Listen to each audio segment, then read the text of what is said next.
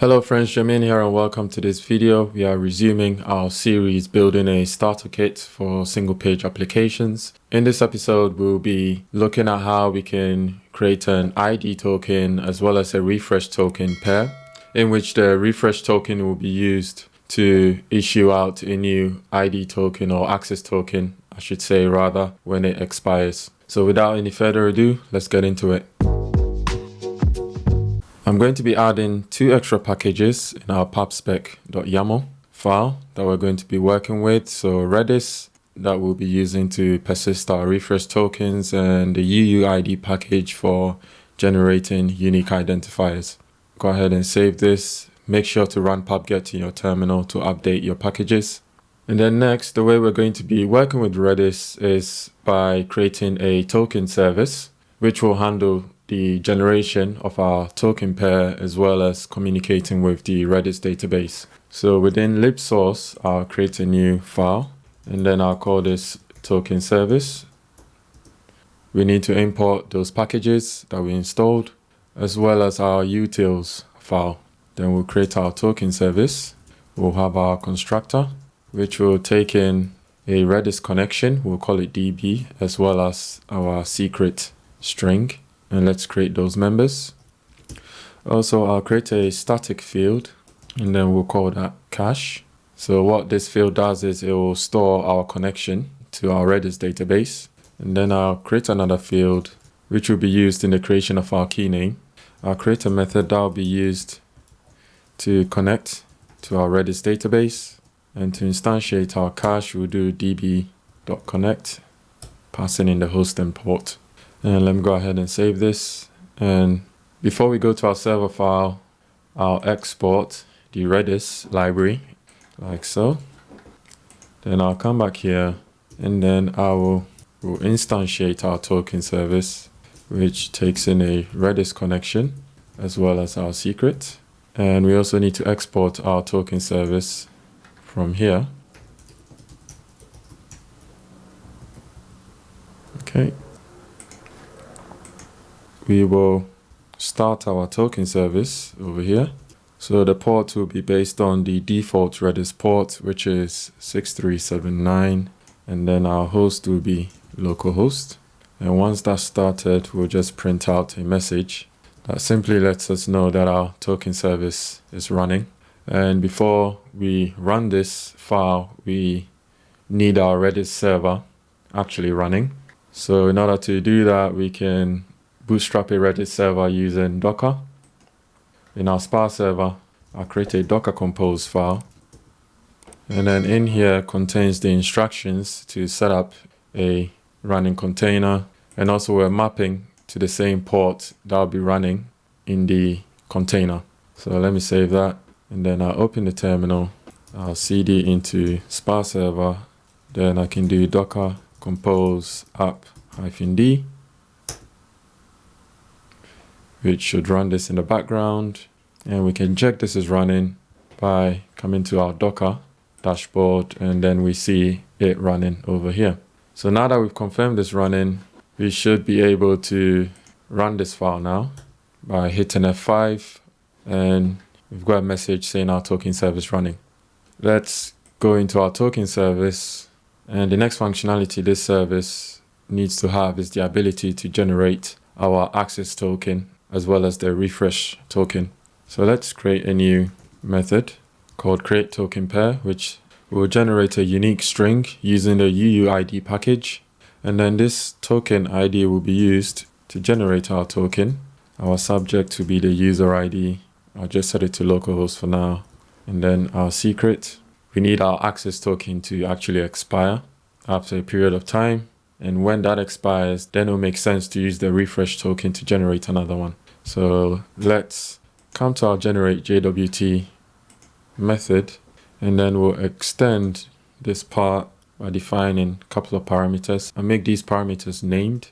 The named parameters will be a JWT ID and then an expiry, which will be a duration object. I'll set a default expiry, which will be about 30 seconds. For the sake of this tutorial, we'll pass in our JWT ID And to make use of our expiry in the sign method, we need to define the expires in named argument, and then we'll pass in our expiry here. So now that's been done, let's come back to our token service, and then we'll pass in our JWT ID, which will be this token ID. I'll leave the expiry as the default. And then we'll use the same method to create our refresh token. Our JWT ID ideally should be a separate one, but for now, let's just use the same token ID. And then we'll pass in our expiry, which will be 60 seconds. Once we've generated both tokens, we need to add our refresh token to our Redis database. So you can do that by creating a new method called addRefreshToken, and then we'll run two methods invoking the sendObject method. So what we want to do is to set, then I'll use the prefix followed by the ID that gets passed in. So it's prefix colon, then the ID, and then the value will be our token. And also the benefit of working with Redis is that we are also able to set an expiry for our refresh token. And this is useful so that we don't have leftover tokens that are not being used in the database. So after X amount of time, the token will naturally expire and be removed from the database. Now we can await, and then we'll invoke addRefreshToken, pass in the token ID, and also our expiry should pretty much be the same here. So I can do, we'll store this in a variable.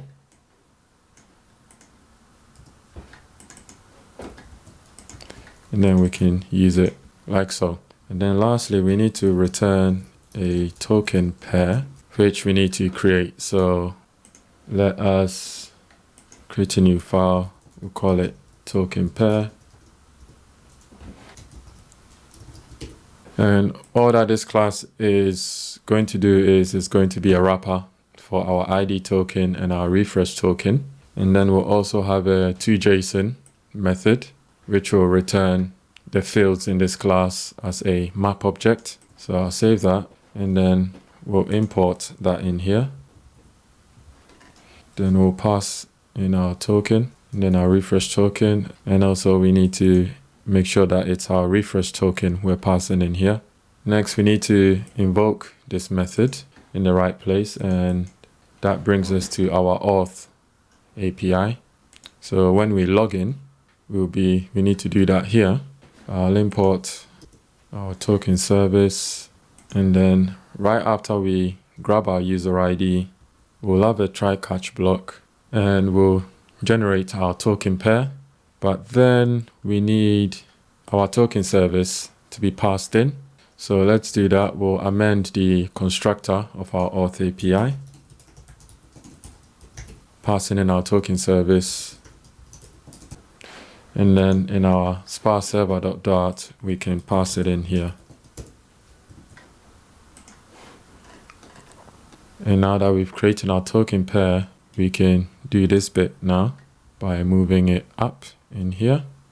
Then we'll replace this bit by doing TokenPair.toJSON. We can get rid of line 87. If for some reason we're not able to create the token pair, then we'll return an internal server error with a generic message like that. So let's restart our server and actually test this out. So I'll go ahead and restart the server. We'll access our login endpoint, and then we'll pass in our email and password like so. Okay, there we go. So logging in gives us this token. Let's try and make a request with this token. So to users, we've got this bearer token. We'll replace it with this new one. When I hit send, it should go through. After 15 seconds, our token should be invalid. So we need to wait. Okay, there we go. So after 15 seconds, our token has now expired. And because it's expired, we're not authorized to perform this action. All right, so that looks good so far. Let's check our Redis database to ensure that we are able to see the refresh tokens we create. I'm going to use a Redis client that I installed using npm. So I did npm i-g redis-commander. And then once you've installed redis-commander, you should be able to just run redis-commander in the terminal, and then it will launch a Redis client or a UI at localhost 8081. So let me just open this in the browser. At the moment, there's nothing in our database because our refresh token expired. So let's open Postman and then try this again. So I create my refresh token, and when I refresh our data store, then we see our token over here, like so. So we got our token, which should match what we have here. And also the expiry is counting down. So when I refresh, the expiry counts down, and once it gets to 0, then the token is deleted from our database. I think normally you would store your refresh tokens for probably like up to 3 days or something like that. But then your ID tokens are short-lived, so probably like 15 minutes. So that looks good so far. I'll leave this running. Next, let us handle the deletion of our refresh token as well as the retrieval of our refresh token from the database. I'll come back to our token service, and then we'll define 2 more methods. These methods are for retrieving and removing our refresh token. So with this, we'll just return await cache.get, and this will be our token key. And for this one, we'll send an object, and to remove an entry, we will expire, and the value will be set to -1. To use these methods now, on logout, we'll remove our refresh token, and in order to get the ID to use, we need to retrieve our auth JWT object from the request context. And then over here we can do auth as JWT, and let's import .json web token, and then we'll retrieve the JWT ID. So if this fails, then we will return an internal server error. I'll go ahead and restart the server and then try this again. Okay, so when we log in, we get that. Let's refresh. We go a new token. And then I'll copy this token, and we'll come to our logout endpoint, which will take in our access token. I hit send, successfully logged out, which means this should now be removed. When I hit refresh, and then it's removed. Okay, next, what we need to implement over here is our refresh token endpoint. So this endpoint will receive our refresh token and will be used to issue a new access token. We'll create a new route. At this route, we will retrieve our payload from the request, and then we'll attempt to verify the refresh token to ensure that it's still valid. If the token is null, then we'll return a 400 response. If the token is valid, we also need to ensure that the token is in our Redis data store. Also here we'll check that if it's null, then we'll return a 400 response, and we'll just say refresh token is not recognized. So at this point, we'll be able to generate a new pair of tokens, and then we'll remove the current refresh token from our Redis database. So let's capture our previous JWT. We'll create our new token pair using the subject pretty much from the previous JWT, which is our user ID, and then we'll return a response. If for some reason this failed, then we'll send back an internal server error. All right, so let's go ahead and try this. I'll restart the server. Let's log in to our endpoint. We got both tokens. Let's refresh our Redis data store. Okay, we see our token here. So we can use this token in our users call. So we'll wait a bit for it to expire. Okay, so that's expired. Now we should be able to use our refresh token to hit this endpoint, and then we'll pass it in here like so. And then when I hit send, that gives us a new token pair. And also we're able to refresh that And yeah, so this is the new token pair that's been created. But we still had a previous one there for a couple of seconds, so we need to delete that as well.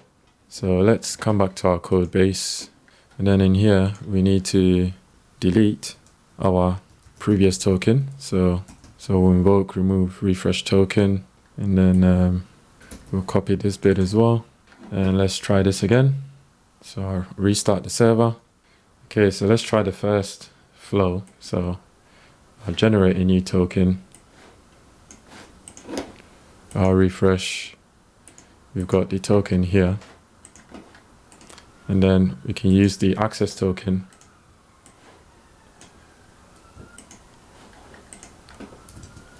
to make our call, like so. And that should expire after 30 seconds. Okay.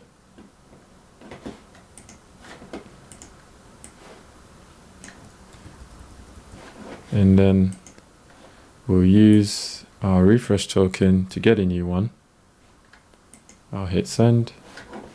And let's refresh. This should be gone and replaced with the new one. So that is good. Then we should be able to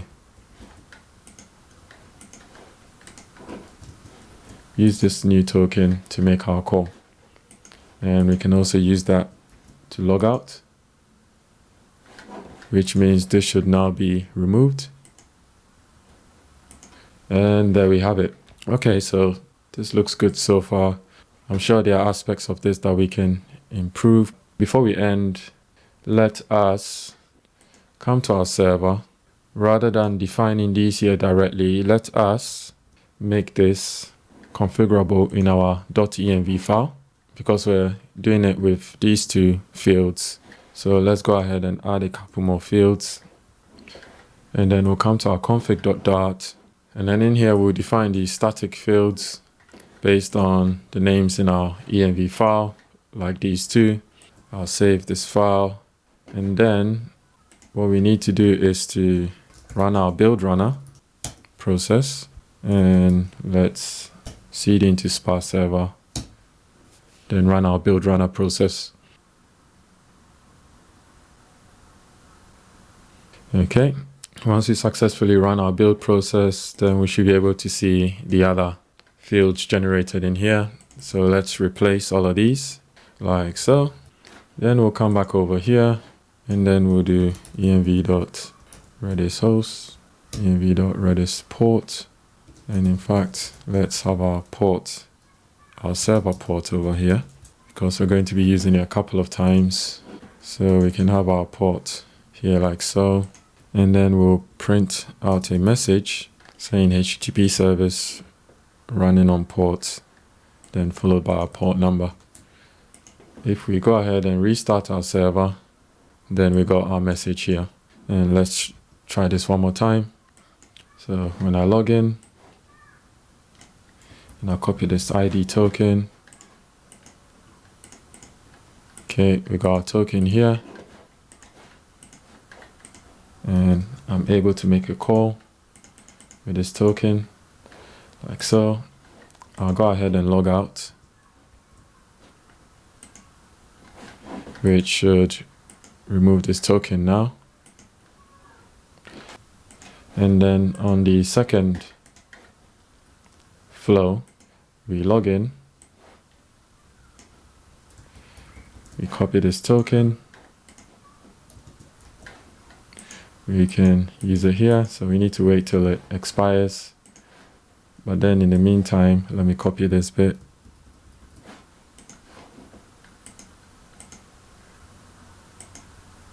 Okay, so that's expired. And now we can use that to get a new one. And what happens when we send again? Okay, we get a message saying refresh token is not recognized because we do remove the refresh token from our database. Okay, so on that note, we are going to leave it here.